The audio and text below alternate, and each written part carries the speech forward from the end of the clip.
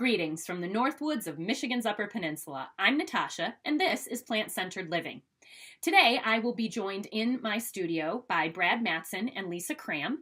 They are not unfamiliar to those of you who watch my channel. They have been in the studio before the last couple of weeks, sharing with you kind of how they started their plant-centered journey. And then the idea is that they would like to share throughout their plant-centered journey, kind of along the way, and give us some pointers, some things they've learned. And today, they're both in the studio to talk together about some of the specific challenges that they've run into. I'm Brad. And I'm Lisa. And we're going to discuss some of the challenges we've had with going plant-based between family and friends. What do you want to talk about? Well, it's hard for my family when I say vegan. So it's easier to say plant-based because then they aren't so like, oh my God, this is such a different way of eating. I don't know. What else? It does seem like the word vegan has a lot of stigma to it. A lot of... Stigmatism? Yeah. It's, people hear vegan and right away it's like, ooh. They think it's going against it. It's almost like discussing different religions with people. Right away it gets into a big, like, oh, I don't want nothing to do with that. So sometimes it's better just to say plant-based. You had a lot of trouble like relating your family to this, that you were going to go plant-based. They weren't too pleased with it at first. No. Even to this day, Mom's like, oh, you can eat this. Oh, you can eat that. It's like, no, Mom, I can't eat that. I get sick when I eat that kind of stuff. And she still tries to get me to eat food that's not good for me. I don't know if it's just to make her feel better. So I've been starting to bring my own food out there. And I've been introducing some new foods. And they're like, oh, this isn't bad. Oh, this isn't bad. So I try to find recipes and food to bring out there that I know that they would enjoy. So you have to experiment at home before you actually bring the food out there to see if it tastes any good and to see if they're going to like it. This is not always a success. We've cooked many meals we don't like, but it's trial and error. For the first month, I would say, that's all we lived on with peanut butter and jelly sandwiches and spaghetti. Yeah. And we used spaghetti and meatballs because the meatballs were so familiar to us. I think it was the Beyond brand meatballs. Yeah. It was, something that was comfort food and something we knew how to make without experimenting. And we didn't have a lot of stuff in our kitchen at the time to be able to go, do all these fancy meals. So while we were doing spaghetti and peanut butter and jelly sandwiches, we started buying a couple things each month to add to our pantry. So then, you can't go 100% right away on buying everything, especially when you're on low income. You have to spend the time and find some meals you're comfortable making at first and only introduce one new meal a week or something like that, so then you're not overwhelmed. I think early on, too, we didn't have any recipes. We didn't have any food to make recipes. We were just kind of like, you either go to the store and buy a vegan meal, or we had a few substitutes of things. But to begin with, we didn't have a lot of ingredients to even do stuff or recipes or even know what to throw together. So we would go to the co-op a lot, and I'm like, well, what shells do you use for your quesadillas? They're like, oh, the Stacy brand over there. So I went and got the Stacy brand, and they always use the red pepper hummus. And they use like a salsa mix too, but that was kind of pricey, so we just would get the red pepper hummus and just use black beans. And we would put them in the toaster oven and toast them, and we would have that a lot for lunch or dinner.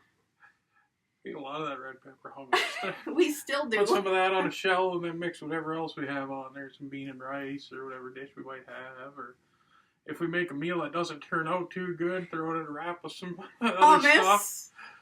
It works Add great. some hot sauce or something to it. One of the biggest problems I think we had to begin with too was not having enough recipes or ingredients to make the recipes. So like we had to, being low income, we couldn't just go out and buy everything we needed to make a bunch of meals. So, one time we might go out and just buy a little extra like lentils or things to go in a recipe or some dried beans and that's a good way of saving money too is dried beans instead of canned beans because they're so easy to cook. You can use this little Instapot pressure cooker or you just soak them a little, boil them. But building up recipes, that was one of the first things we had trouble with. Yeah, because we didn't have recipes to go to, ones that we liked or even tried. So we would just try one at a time and like, oh, we like this. So then now we have about 10 or 12 meals that we like to make on a regular basis. But you have to trial and error these things. You can't always just say, okay, this is the meal.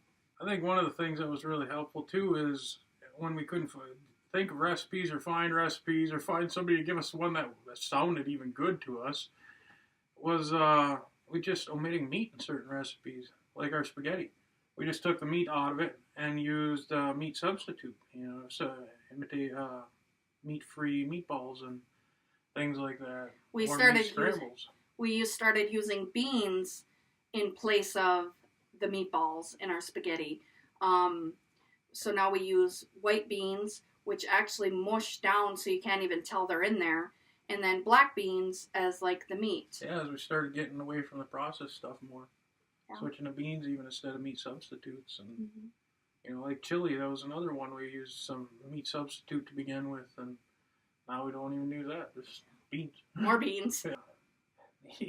Eating enough. I can't stress that enough either. Like me personally, anyway, that was my biggest problem when I started, is just not eating enough because I was so used to junk food and everything and eating too much all the time, as opposed to now there is not a lot of junky calories and fruits and vegetables and that, and so your body just burns through the energy so efficiently and fast, and so you have to eat more, and so that was one of the big things. And making enough in the recipes too, like to make enough to take with us or make a couple days worth instead of all of a sudden it looks like a big meal, but then all of a sudden it comes down to, oh crap, that was half a day's worth of food. Now what are we gonna have? And at first we thought plant-based eating was really expensive.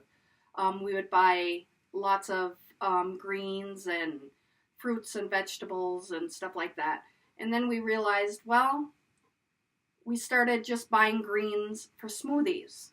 So we would get 4 jars of smoothies and we would have 2 a day. And that was our greens. We haven't had just plain salad the whole time we have been eating plant-based.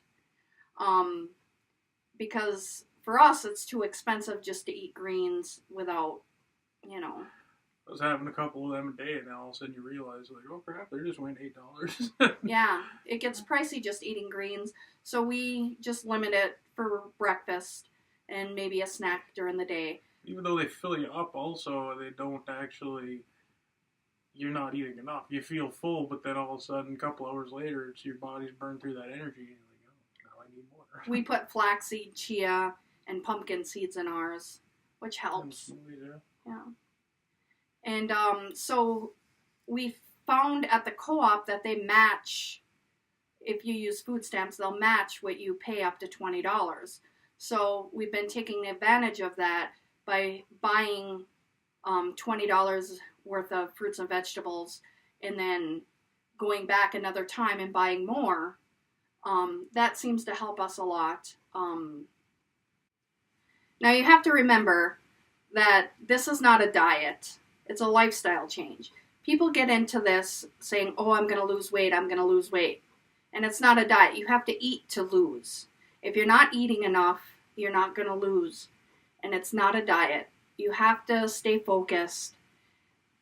And then even not eating 100% plant-based and you slip up, it's okay. You just get on the horse again and do it all over again. You don't have to beat yourself up about it. You just move on. Yeah. Biggest thing is not giving up.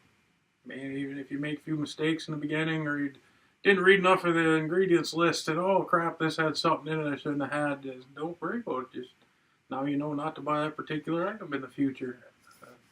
So make mistakes will happen, but it's not a reason to give up. Like Lisa said, don't try to restrict and expecting to lose weight, because you can actually have a worse effect on you, and you can start gaining weight because your body will be so starved of nutrition, it'll start reserving every single bit of calories it can get, and so you can actually start gaining weight from not eating enough. Another thing I had problems with in the beginning was relating to people, because a lot of the documentaries I would see or YouTube or looking up things, there's not a lot of big guys out there like my size, or it's always usually healthy and skinny and athletic folks talking about how easy this is, and I am not athletic or skinny by any means, and so it was really hard for me in the beginning to find anybody I could relate to. And so, as one of the things I hope by doing these videos is that you can see, like, hey, if these people can do it, so can I. If we can do it, you can do it. A huge thank you to Brad and Lisa for sharing their thoughts and their time with us today. And I really look forward to having them back and to share their progress with us, the things that they've learned, the challenges that they've overcome, and all the great things that are happening in their lives as a result of their plant-centered lifestyle choice. Until next week, everyone, have a great week. Take care. I will see you soon.